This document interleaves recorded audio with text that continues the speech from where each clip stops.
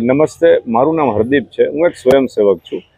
Free ટાઈમમાં અમે બધા સ્વયંસેવકો કંઈક ને કંઈક સમાજમાં સારું કાર્ય થાય એવો પ્રયાસ કરતા હોઈએ છીએ. તો આજે જે નવરાત્રિમાં આપણે કહીએ કે સ્પેશિયલ ચાઇલ્ડ સાથે અમે ગરબા રમવા આવ્યા છીએ અને સાથે થોડુંક મજા મસ્તી આનંદ કરીએ છીએ અને માતાજીનું નામ લઈએ છીએ.